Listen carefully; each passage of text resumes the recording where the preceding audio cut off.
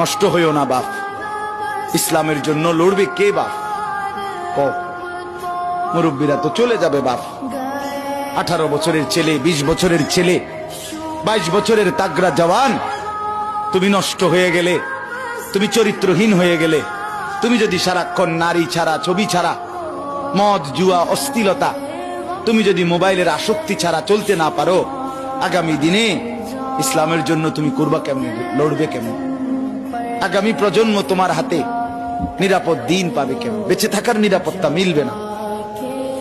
বেঁচে থাকা 53 বছর বাংলাদেশের বয়স, 53 বছরের সমাজে বেনামাজির সংখ্যা যদি এত বেশি হয়, 53 বছরের ভিতরে মোবাইলে আসক্ত যুবকের সংখ্যা যদি এত বেশি হয়, 53 বছরের ভিতরে বেপর্দা নারীর পরিমাণ যদি এত বেশি হয়, এত মসজিদ মাদ্রাসা চারদিকে থাকার পরেও যদি এই মসজিদ মাদ্রাসা ষড়যন্ত্রের কারণে কমে যায়,